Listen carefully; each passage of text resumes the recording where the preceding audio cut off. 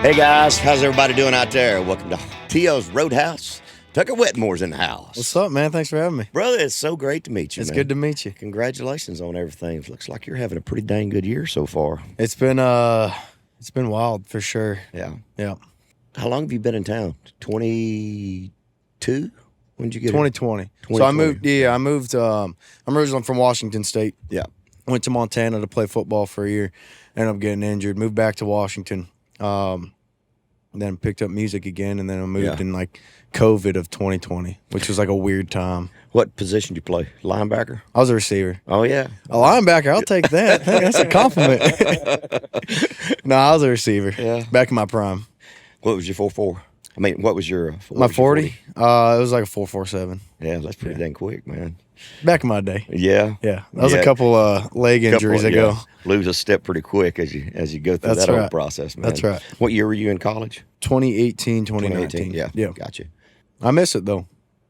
Yeah, man, especially when you have something like that you dreamed about for so long, making that adjustment, man, when kind of something takes you off the rails, man, that's a hard adjustment to make for a young person when you've thought about something like that for so long. Yeah. I mean, how'd you get injured? Was it during a game there? No, it was during spring ball practice. So it was like towards the end of the year. They're like, hey, you're going to be the number one receiver for the next 4 years. I'm like, all right, let's roll. I'm down for that. And then God had other plans, I guess. It wasn't in the cards. But that was my goal, was to, hopefully make it through college and go to the combine or something. But I was working towards it. But who was your pro team growing up? I'm a Seattle fan. Yeah. So I've been from Washington. Gotcha. I grew up watching the Seahawks, but I'm more of a college guy. So I'm an Oregon fan. Really? Yeah, go Ducks. Yeah, there you go, man. That's right. Yeah, I love the uniforms, man. They kind of have their own unique brand and stuff going on out there in Oregon. Oh, yeah. Man, Oregon's a beautiful place. Oregon, Washington State and everything up there. I mean, as far as places to travel, that's some of the most beautiful topography in the entire United States. Oh, I agree. Up there. I think it's the most beautiful part in the country. I'm a little biased, but... Do you grow up around Seattle, or are you a little bit further out in the country? No, out in the country. I grew up like 2 hours south of Seattle. How close? What about the Gorge? Have you had a chance to play the Gorge up there? I haven't played it, but going over east, you'd go through the Gorge, and but it's so pretty out there. Yeah, I want to play Watershed real bad. What's the music scene like out there? Country. Yeah. I mean, I grew up in a town. Are there a lot of honky tonks, or is it jamboree halls, or just karaoke? It's more like dive bars. Just a lot of little small dive bars. Small dive bars. I grew up in a town of like 2,500 people. Yeah. If everybody's home. Super small. It was just tiny. Everybody knew everybody. We had one bar called Poker Pete's downtown. Yeah. And it was like half pizza parlor and half bar. And so they'd open up at night, and but yeah, have a house band, or you just have a certain kind of a rotation of different bands that came through? There was no bands that ever. I mean, really? Yeah, there'd be like there'd be people. So where did you play when you first started getting in front of people? I honestly didn't. Really? Yeah, I was. So I moved to town, 2020, and I just started writing a bunch, and I was just writing like 2-3 songs a day for years, and then my first time like touring was last April on the Cameron Marlowe tour. He was nice enough to invite me out. I didn't have any songs out. I had like Wine and a Whiskey was my first one. And then he goes, dude, you should come out on tour. I'm like, I'm a huge fan. Why are you talking to me right now? But that would be cool. And so we did that, but it was last April when I first started touring. Wow. Yep. So the first time that you got on stage with a band, did you already have a deal? No. I mean, but it's stuff that you'd been doing. I mean, but as far as working and stuff out, I mean, you were already in town when you started playing in front of a live band, right? Yeah, I played, so I'd go back home. I did like 2 hometown shows, and I didn't even have music out. My buddies would, all my buddies here in Nashville that I met, they play, and they're still in my band now, and my hometown fair. And it's a place called Kalama, Washington. My hometown, they did a fair every year, so I went and played that once, and then I did a theater down there, like an old rundown movie theater that they got, and they opened it up so I could play a concert there. But other than that, it was like 2 or 3 live shows before touring with Cameron Marlowe. Wow. ever. That's Yeah. a huge adjustment, man. It was and, you know, wild. I asked because I'm interested in the journey, because everybody has a different path, man. I mean, Yep. you know, and Drew Baldridge was just here, and we were talking about just. I love that guy. Oh man, he's cool as shit. Yep. Just the whole journey, you know, because he played a lot of small stuff and stuff. But there's so many people that, you know, social media takes you down a different path. You just kind of when you put your first set list together and you walked out on the stage, how did you approach that, man? Because there's an art to putting a show together, dude. What was your thought process? I was a nervous wreck, honestly. I didn't know what I was doing. I was like, I wanted to be good, obviously, but I didn't know what I was doing. So we kind of just threw songs together, a bunch of cover songs. Because I didn't like Hicktown, Jason Aldean. There was one time we went to this place called Slide and Ride Rodeo in Tennessee, and we had like a 4-hour set. I was getting paid like $20. no, like $200, if that. No, exactly. And I forgot what town in Tennessee it is, but it was a 4-hour set. There was probably 8 people in the bar, and like half of the thing is like a rodeo, so they buck bulls on the right side, and then on the left side there's a small stage in a room, and we played Hicktown by Jason Aldean to start one of the portions, to end it, because there's like 3 different portions during the 4. We played Hicktown probably 7 times in 4 hours, but I didn't know we didn't know what we were doing, and there was nobody in there. It was like 8 people in there, so it was just like, let's just play whatever we want, I guess. Yeah, just kind of learn as you go. It takes a while to figure that stuff out, man. Especially then jump out on a big tour, man. What was it like the first night? Nervous wreck. Yeah. Yeah. You know, at that time I had wine into whiskey, and Did you save it for the end, or did you open with it? No, I saved it for the end. Yeah. Then I had just released Wind Up Missing You at that time, like the week prior of touring, and so I only had 2 songs out, and I had to like fill a 30-minute slot on a tour. So you said you do the Aldean stuff. What about any classic stuff? Do you do any more classic stuff from like the 80s and 90s? Yeah, I mean, we got. So I'm an old school guy. I love the older stuff. Even now we do Keep Your Hands to Yourself, Georgia Satellites. That's cool. We do a whole like cover medley. You do any Elvis? No, I should though. I love Elvis. Big Elvis guy. So you are on RCA? MCA. MCA. Yep. Gotcha. And that is so MCA, wasn't that Universal before? Did it change names again? Yeah, they just changed it. How many people are on that particular imprint now? Yeah, now I think it's only like 6 of us. Yeah. Yeah. All current young artists? No, it's like Stapleton, Parker, is Jordan Davis. Is Party on it? Yeah. Gotcha. Okay. Yep. That's a pretty stout roster. Yeah. Yeah, that's good. Good company. Yep.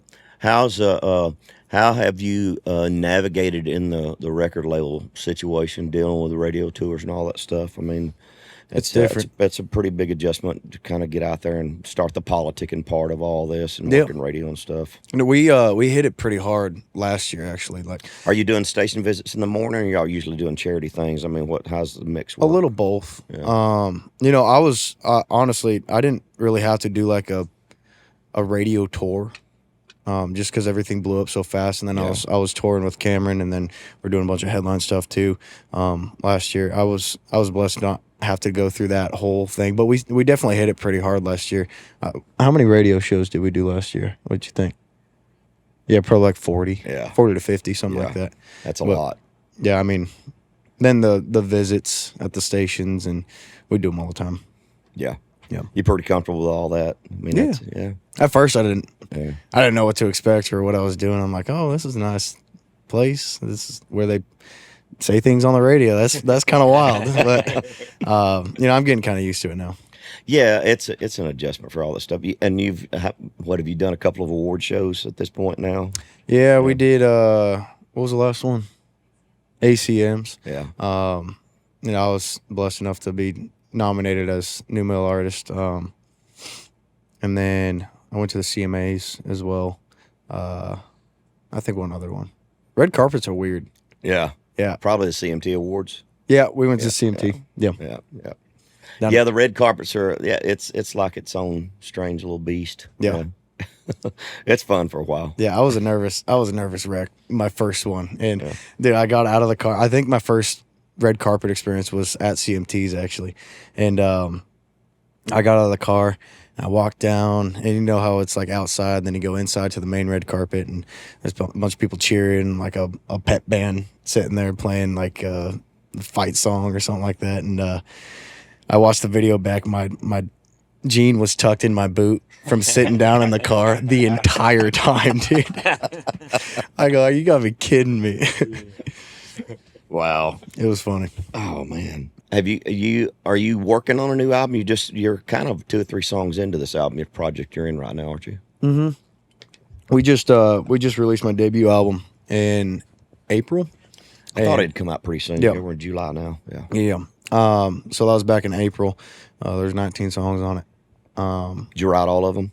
No, I'm on 11 of them. Yeah. And then, I'm a huge advocate for outside songs. Oh you know? yeah. Like Absolutely. my buddies, most of my best friends here in Nashville are songwriters and artists, and they're always sending me songs, and I'm always sending them stuff, and I'm like, dang, we got the same idea, but sometimes somebody else says something a little better than I can, and that's just the truth behind it.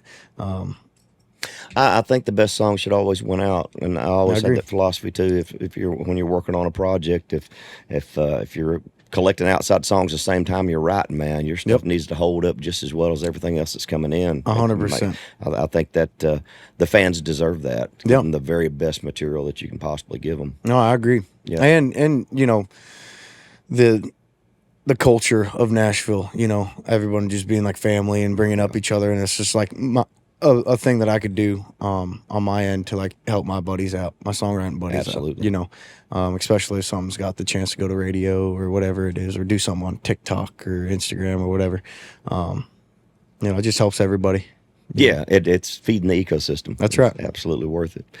Tell me about how things were when you walked in the studio to cut this first project, how you felt. That's a whole different beast Yeah. itself. I was excited. Mostly excited, a little nervous, but mostly excited. I've wanted to create an album for years, as long as I can remember. And, I would always tell my team, I'm like, I think it's time, especially last year. I'm like, let's just cut a record. And they're like, no, wait. And I was like, no, you're right. And so I wrote and finally got to the point where I was like, all right, I think we're ready to, put together a whole album. And, it was probably one of the most fun times of my life so far. Just being creative with my buddies. Did you track all of it in 1 week? Did you do several consecutive days of tracking, or did you break it up? I think it was like a week or two of tracking. And then going back for vocals, and it was a process for sure. Where'd y'all record at? Black River. Black River. Okay. Yeah. Black River. Yeah. Were you involved in selecting players, and who all did you have on the record? My producer, so Crystal Court, Know the name, but I don't. songwriter, producer. He's my dude. He kind of took the reins on that one, just because he's been in it for a long time. Yeah, and he knows the good session players to choose, but he chose great. There's a bunch of really good solid players on it. Yeah, man, there's the well of amazing musicians in this town is phenomenal. It's nuts. It really is. There's always more coming in. Man, the players and the vocalists and the background singers. I mean, this is the most efficient recording system in the entire world. I think. I agree. Everything's just like right downtown. I agree. It's pretty amazing process. I mean, you can be sitting in the studio and pick up the phone and call Cartage and have anything within 10 minutes that you freaking need, dude. It's amazing. It's the coolest thing. I'm just blessed to be a part of it. Honestly, Did you do a bunch of demo work before you cut a master? Did you come in? Did you just like sing on a bunch of your own songs? Oh yeah. I signed a publishing deal back in 22, 23, something like that, and I'd never really co-written. Yeah. I mean, a couple times with like my buddies, just drunk at night writing songs. Yeah. But like the whole thought of like waking up at 11, going to Music Row, meeting someone new and doing that whole circuit. It took probably like 2 years to, meet the solid group of people that I write with now that I my go-to guys, but yeah, I mean, it was weird to like have a track guy in the room as well. That's for the first couple of times. It was. I'm it was wild. still not comfortable with that. Yeah. It's a little bit weird. I for love me. it now. Yeah. I've tried it a couple of times. I don't know. Yeah. It's kind of strange for me. And then cutting the demo same day and then Yeah. getting it back, a week Yeah. later. It's kind of cool. I prefer it, honestly. So It's just much more efficient. For people that might not know, what's the track guy? So say you're in the writer's room. Normally it was just an acoustic guitar, right? Nowadays, So- when you're writing with a track guy in the session, you'll have a guy that comes in with his laptop and he's going to build yeah. you a beat. He's going to basically build you a drum loop, and then you're going to play. The guys are going to play to that loop. So he's basically going to build the track, and you're going to do input on the laptop. So Yep. by the time you get done, you'll have a couple of guitar parts, maybe a piano part, your drum Yep. loop, vocal, Maybe the background main vocal. lick, you can it's- by the time you get 5 hours in, you can write a song 3.5, 4 hours, take an hour to do the demo. You walk out, you're done. It's great. I love it. Yeah. That's fast. Yeah. Yeah. It's crazy. Yeah. It's pretty cool. So I stole him from Sound Emporium. He was a studio engineer on one of my projects years ago. And Junior plays the second guitar in the band. Scott plays piano Awesome. on the road. So Sick. they're doing dual duties. We've had to kind of figure this crap out along the way, man. Yeah. It's been fun, though. It has been. It's cool you guys do this. Yeah. I love this stuff. Yeah, man. It's been a whole lot of fun getting to meet a lot of the younger artists and stuff. Yeah. It's pretty cool, man. Still got a lot of folks left to get on there. We got to get Jelly back. Jelly's had Yeah. a phenomenal run the last couple of years since Yes, the he last has. time he was sitting right there. Oh, yeah? He's about half the guy he was too. He's lost so Yeah. much freaking Dude, he weight, looks man. good. He looks really good. Real good. I saw him not too long, like probably a couple of weeks ago. I give him a hug. Yeah. I go, dude, where'd you go? Yeah, he That's- looks I, really I can great. almost wrap my hand around It's him. freaking awesome. Yeah. It really is, man. Is Nashville everything you thought it was when you moved here? I didn't really know what it was. I knew the music was here, and Yeah. so that's where I wanted to be. Yeah. I mean, yeah, I guess it's especially with everything going on now and everything kind of working out and working itself out. It's everything and more, I guess.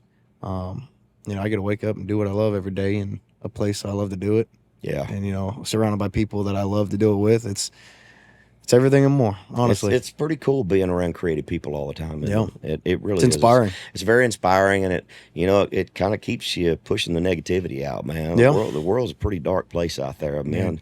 Music is the great equalizer. Amen. Isn't it great? Amen. And you get to put something back in the world and leave something substantial behind, some kind of positive thing, man. It's a Yeah. pretty cool experience. Isn't I it? could not agree more. Yeah. Yeah. You Music say, drives the uh, soul, man. You say you were writing 2 or 3 songs a day for 2 years or something. Long like time, that? yeah. 2 years. That's a lot of songs. A lot of songs, a lot of bad ones. Get them out of the way. Way more bad ones than there was good ones. Yeah. Did you write on the guitar or piano or a little both? Or Both. I'm more guitar. But now, honestly, like we were saying earlier, I prefer writing with the track guy in the room, just because I can walk in with an idea or a melody or whatever it is, and he's got a guitar lick that I can feed off of, That's cool. already ready to rip, and it's makes it all swifter, smoother, opens my mind to things that I wouldn't think about by myself. It's cool. Yep. I agree. Yep. So I've heard a rumor that you're actually like Zach Top's cousin or something like that.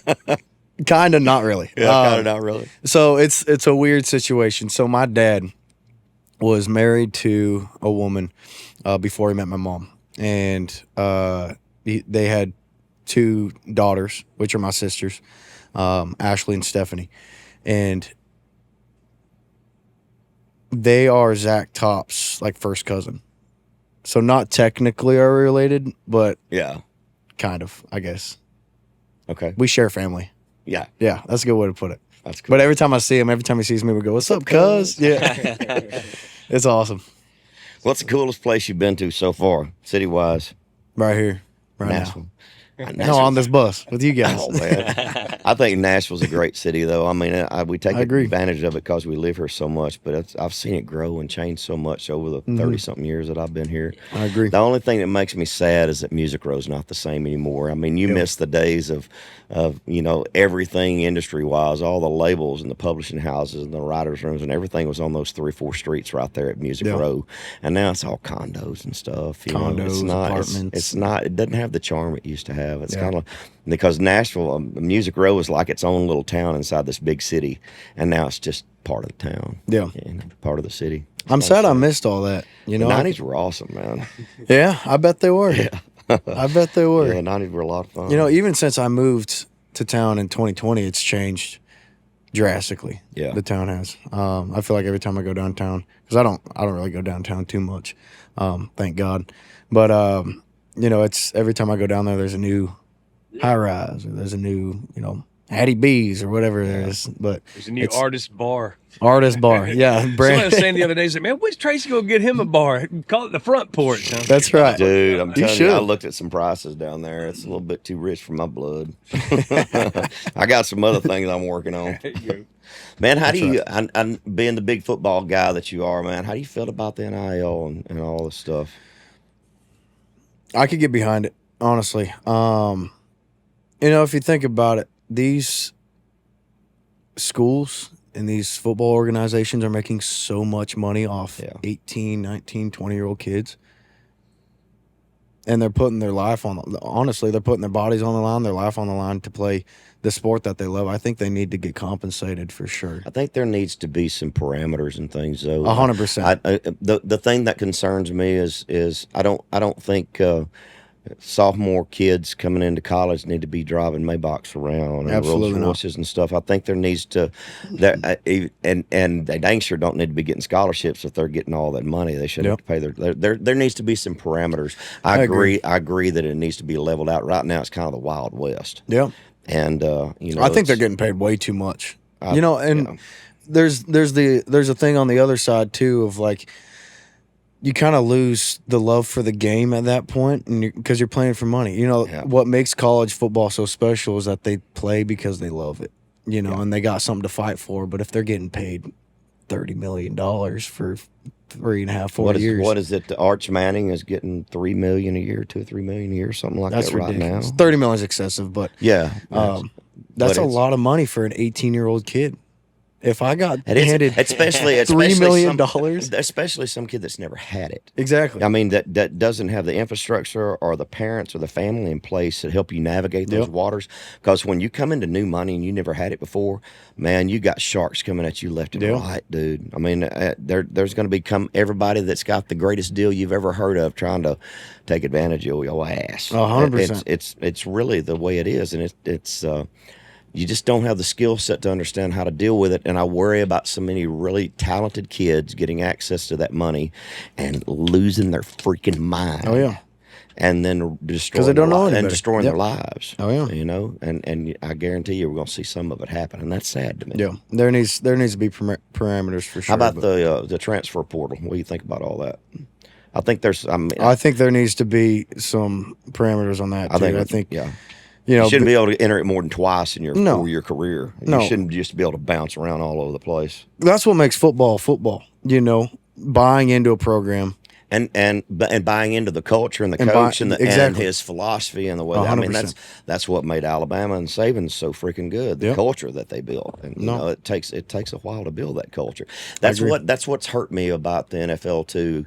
You used to be when I was a kid. I grew up about 3.5 hours out of Dallas, and I always loved the Cowboys. But I was a Pittsburgh Steelers fan, man. It was Terry Bradshaw, Mean Joe Green, and Lynn Swann, and Rocky Blyer, and Franco Harris. I mean, that was the team. Yep.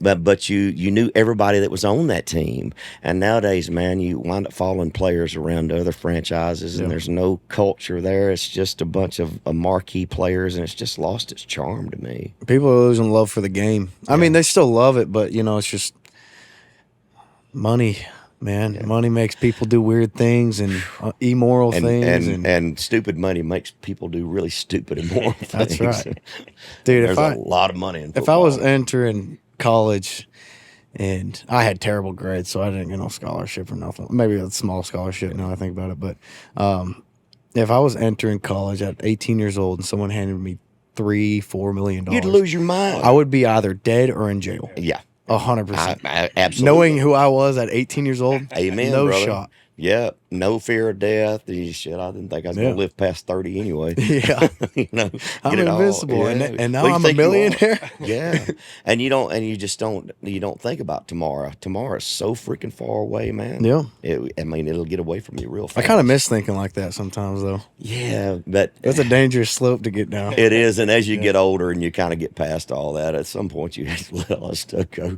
I used to love to run to the edge of the cliff and jump off too.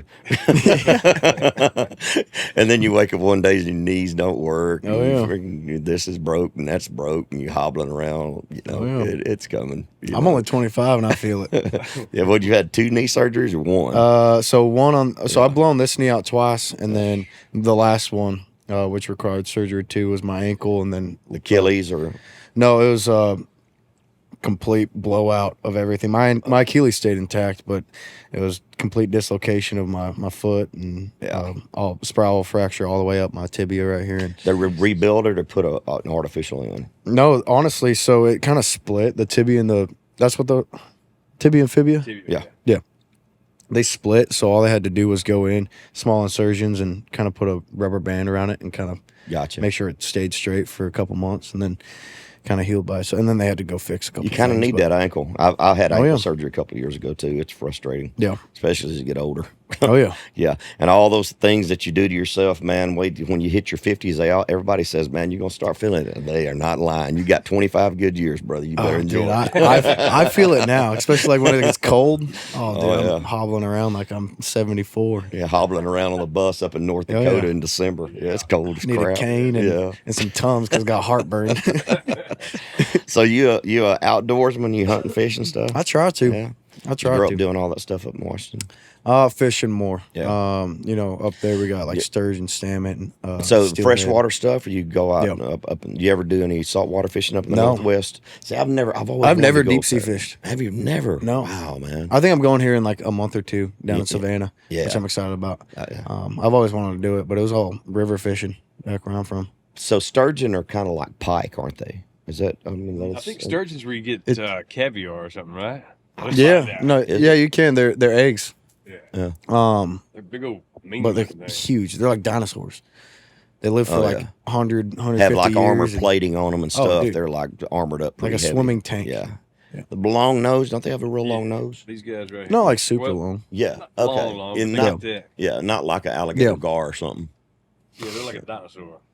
Yeah, no, they really are. They live for like 100, 200 years. What's the biggest one of those you've ever caught? Me personally was like 6 to 7 feet, but I had a buddy a Well, while they back. look like they probably get up to a couple 100 pounds. Don't they? Oh, dude, they get massive. Really? Oh yeah, I had a bet they buddy a while frickin' back. Fight too. Caught a 12-footer. That's the biggest one that I've seen. Yeah. It's 12 feet. It was massive fish.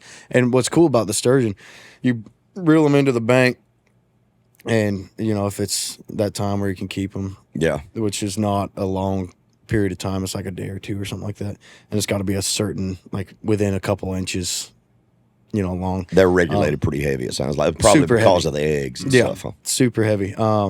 But you can pull them out, bank them up, and then like bury them in sand for 12 hours, and then throw them in the water, and they just. Really? Dude, it's crazy to see. Yeah. Wow, I had no idea. Oh yeah, they're tough. Yeah. And you'll sit there and fight a 5-footer for 30 So minutes. you don't have walleye up in that part of the country. What's the other indigenous? There's freshwater walleye. fish. I think there's walleye over east, but I'm not sure. It's mostly What's it's your mostly bass salmon. variety up there? What you have a largemouth there? Yeah, there's largies. Smallies. It's not as big up there as it is down here. Yeah. Bass fishing. Yeah, it's mostly just like sturgeon, salmon, steelhead, some trout. Yeah. You ever raft or kayak and stuff up there? Oh yeah, Yeah. yep. My buddy's got a drift boat that we would take out Yeah. during fishing season. Just go out, drink beer, and drift down the Kalama River up all the way out to the Columbia. That's pretty cool, man. It's fun. Yeah, overnight stuff too. No, Yeah. We love the river stuff. Little river rats, man. I grew up doing a lot of kayaking and canoeing and stuff when I was a kid. A lot of Yep. smaller tributaries and stuff. Love that white It's water. fun. It's Dude, a blast, it's so man. fun. Yeah. I remember we've rafted down the Royal Gorge before. I don't know if you've done that one. I haven't done Washington State up there yet, but I've done some stuff in Colorado. And we've done the Ocoee. The Ocoee's pretty nice up between Chattanooga and Knoxville. There's a place that's really cool to raft up there. And we've done some overnight trips where you'll go out for like 2 days and they'll set a camp up for you in the stop and have cooks and stuff come in. It's really freaking that's cool, so man. sick. I need to check that out. Yeah. I love doing all that stuff, man. Yeah. It's absolutely a lot of fun.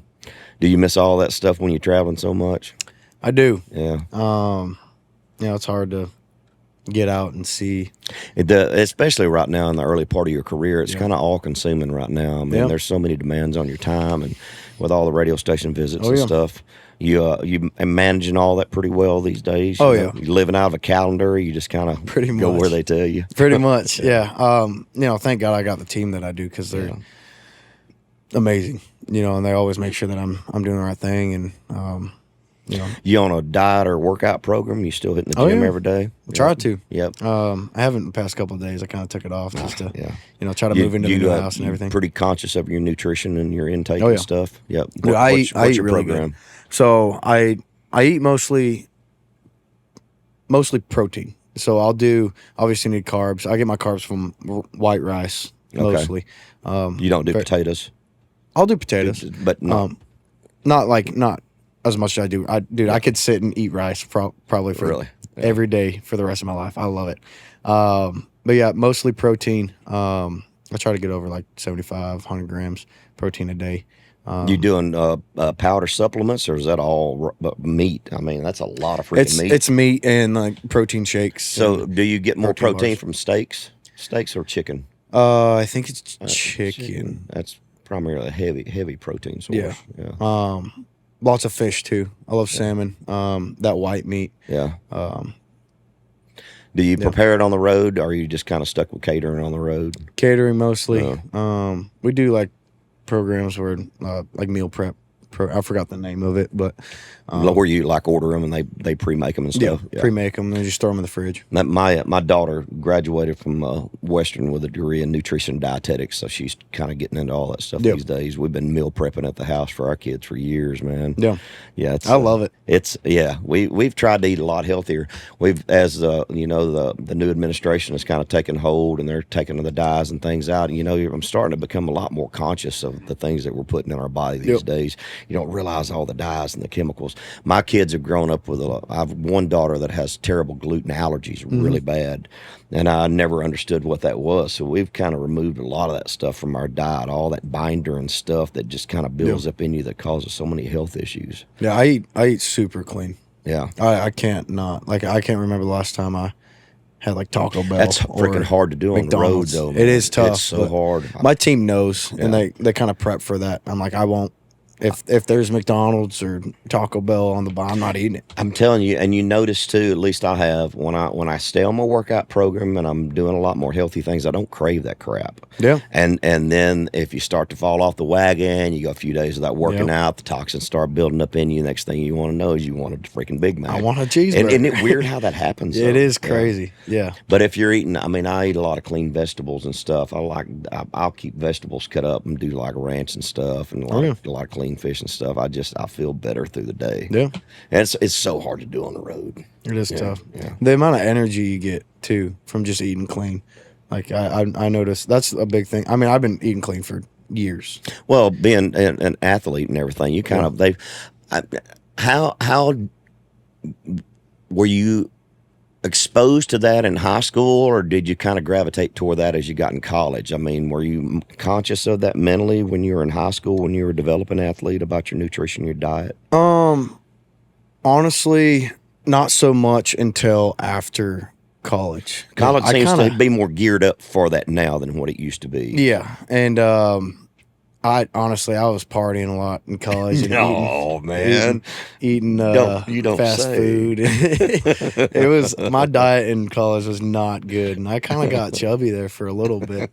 And but then I moved back home, and then I really hit the gym hard, and just chicken and rice every single day for years. And now I'm just so accustomed to it that I can't not do it.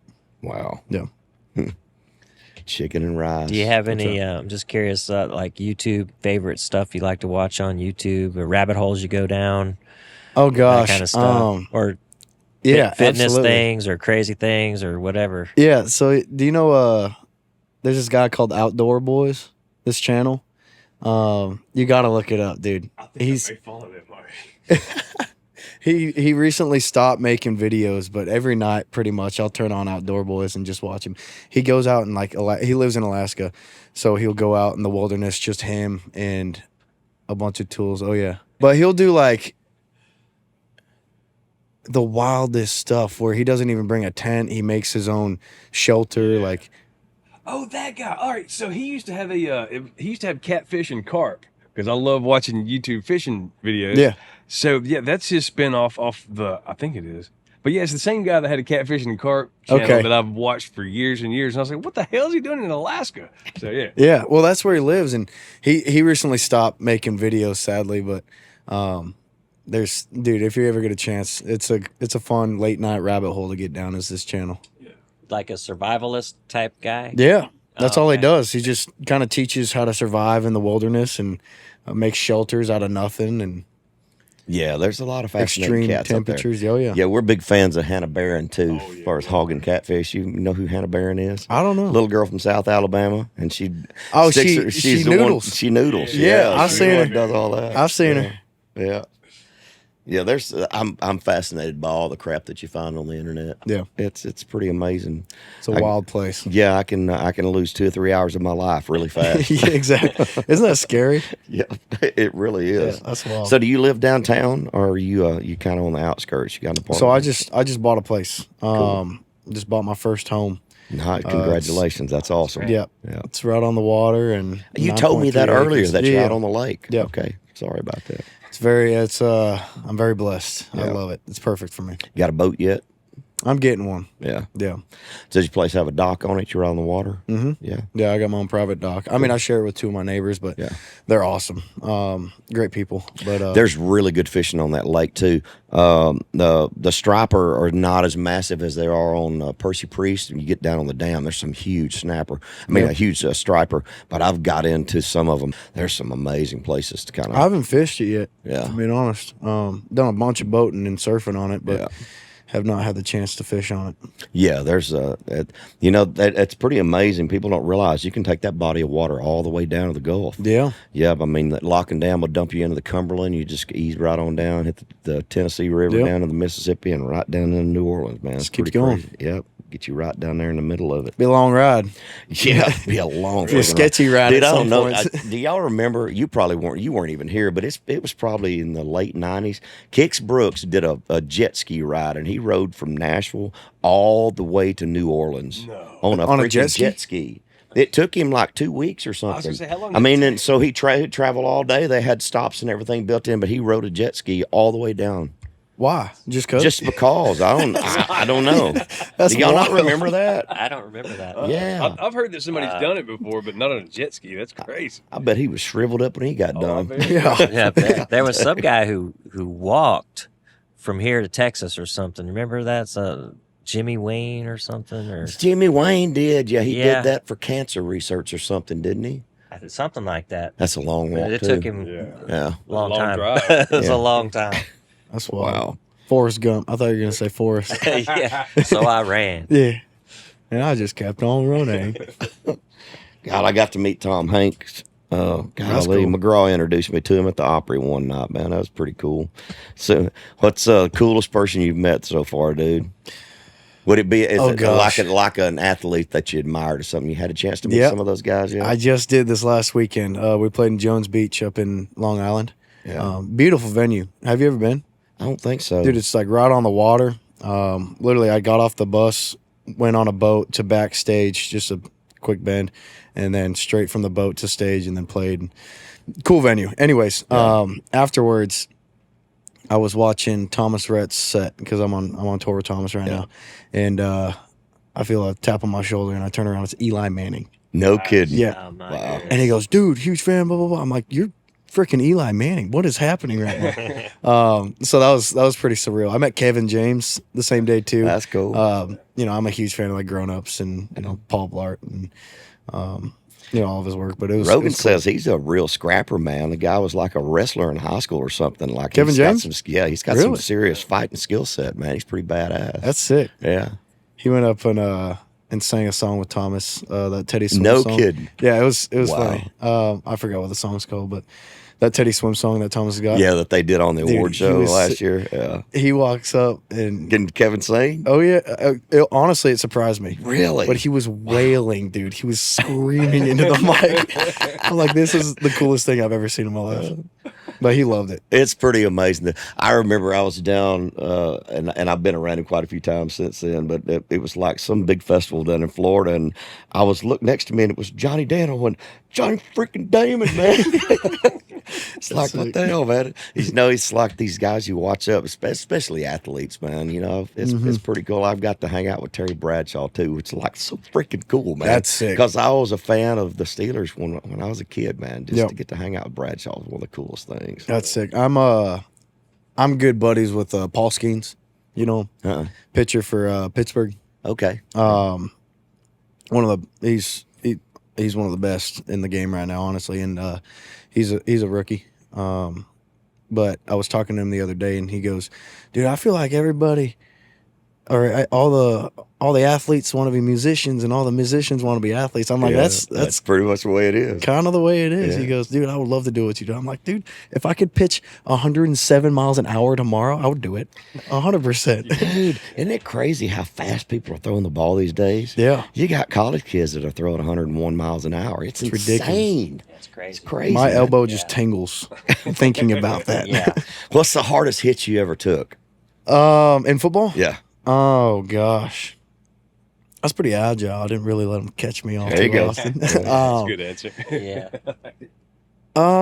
Probably when so my junior year was my second time blowing this knee out. That was probably up there for one of the hardest. It wasn't the hardest. Were you hit, it was running a route? Did you catch the ball? So we were doing a jet sweep to the right, Okay. and I was playing the outside on the right side, so he was coming my way, and I was pile driving the corner into the sideline, and my guy comes around, and then two D linemen were trailing him, and then I was kind of planted, driving him into the sideline, and just two D linemen just whack. I looked down, my kneecap, TMI, but my kneecap was up here in my up in my quad, and my foot was facing that way, and I looked, dude, oh shit. yeah, I looked up at my coach because it happened on our sideline, and he was standing right there. He goes, holy shit. And I go, what do I do? He goes, I don't know. And then he's like, woo, woo. He's like gagging. God. And I go, screw this. So I grabbed it where the kneecap was, and I grabbed my calf, and I go, boom. And I pop it back in, and I go, I start screaming at the top of my lungs, and he's like, ooh, gagging, dude. It was so funny. Oh my gosh. Oh. Not in the moment, but thinking about it now was Now funny. it's funny. Yeah. How's the training evolved in college athletes now? I mean, it just seems like everybody's faster and stronger and more specifically designed for positions. It seems like, especially in the last 10, 15 years, Yeah. it seems to really have evolved. Everybody's so freaking quick, man. Yeah. You got 340-pound linemen that are so freaking agile, it snap you in half.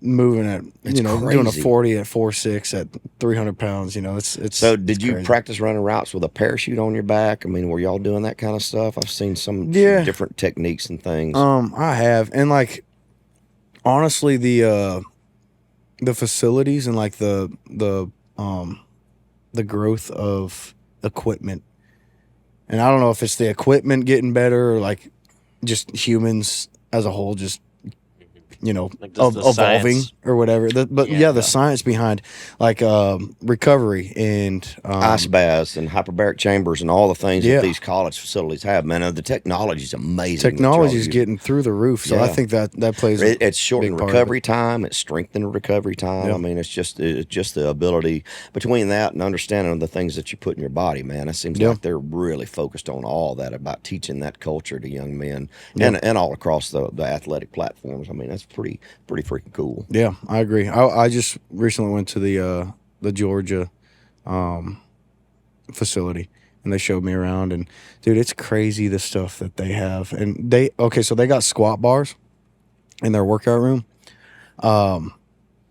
That'll tell you, how do I explain that? So they got a thing on the top of the squat racks, Okay. and it'll tell you if you did a full set or not, but it'll also tell you your form and your knees were kind of buckling in right there, or whatever it is. Dude, the science behind just the squat racks that they have now is insane. And I can't remember everything that it does, but he was kind of going down the list. I was like, that's nicer than my car.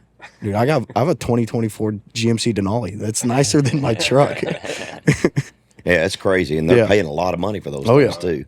But that's part of the football is the engine that drives a lot of these universities. Yeah, it really is, man. They make a lot of money, especially the SEC teams, the teams that are on the TV on the weekends. Yep. Man, they're making a lot of freaking money. Yeah, I mean, and that goes back Alabama. to why.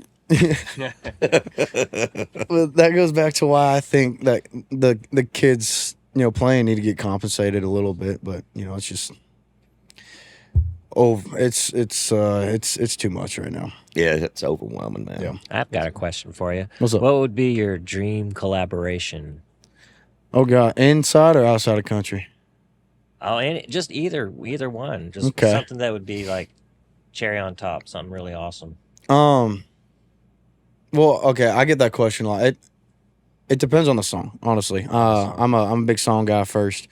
There's songs that aren't right for me or not right for another person, and it just wouldn't be correct. But if I had to pick, I'm a huge Alan Jackson fan. No, okay, as a fan, I'd probably say like Alan Jackson or but in like a more realistic world. You don't have to be realistic. Yeah. I think Kelsey Ballerini. I think we could make something pretty cool outside of country. I'd love to do something with like Sabrina Carpenter, if you know who that is. Yeah. Yep. I think that'd be real cool. That'd be cool. Jesse Murph.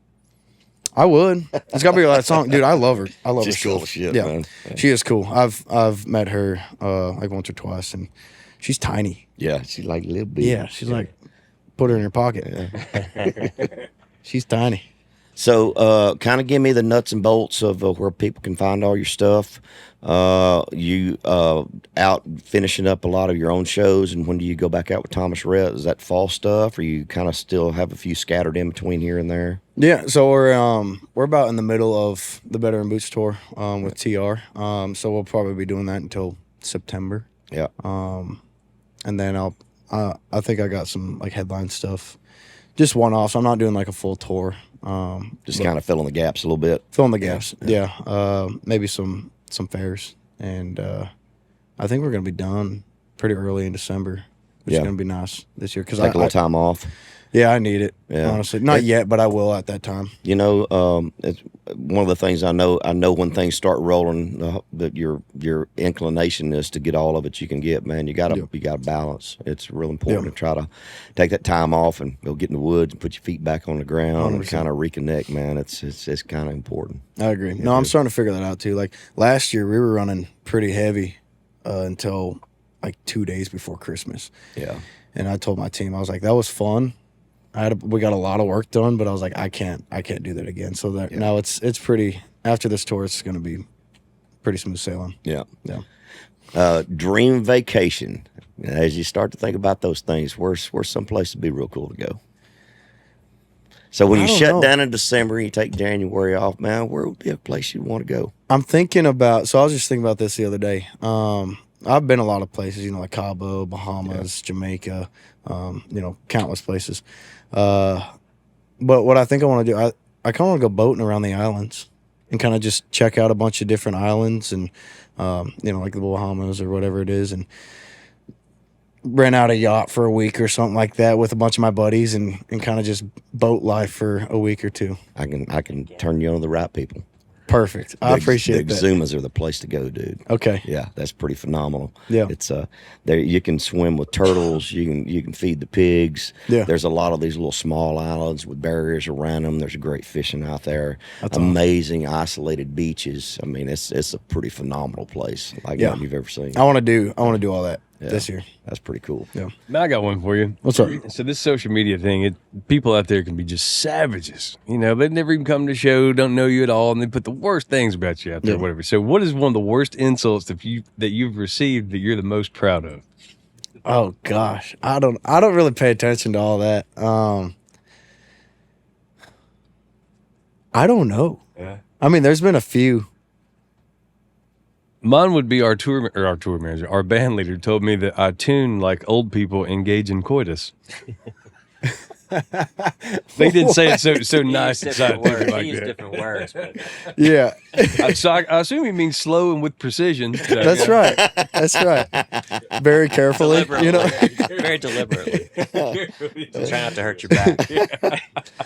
Wow. Yeah, I haven't gotten anything good like that. Obviously, there's some trolls, and Oh, for you sure. know, For the sure. internet's a wild It's place. not a but- healthy thing. Like I hate posting stuff. My girlfriend's trying to get me way more on it, you know. But it's a good thing to, you know, inspire kids or whatever that have the dream from a small town and want to get out there and do it. But it's just I don't want to be a slave to the thing. And then I want as soon as somebody starts popping off something on there and I see, oh man, I don't know if I'd be able to stop myself. I just don't want to deal with it. Yeah, no, I agree. It's a great tool though. Just social media in general, especially over the last couple of years, it's just Oh, it's phenomenal. The people that you can reach, and Yeah. it's unbelievable the resources given us. yeah. With one click of a button, you can potentially reach millions of people. You know, with one video, and it's cool. I mean, that's a lot of how I got my start was, you know, TikTok and posting my songs on social media, being like, I think it's time to start teasing some stuff, and that's when I did Wine and Whiskey, and then Wind Up Missing You, and then the rest is history from there. But It's awesome. it's crazy to think about, you know, the world at your fingertips. It's a wild thought. It's moving awful fast, brother. It is. So can we do this again maybe the end of next year? After I would love you to. go through a season, and Yeah. I'd love to kind of hear how it all shakes out and where you're at in a year from Dude, now. I I would- think that'd if- be really freaking cool. Yeah, if you'll have me, I would love I've to. sure enjoyed the visit. Tucker Wetmore. Thank you. Thank you, brother. Oh yeah.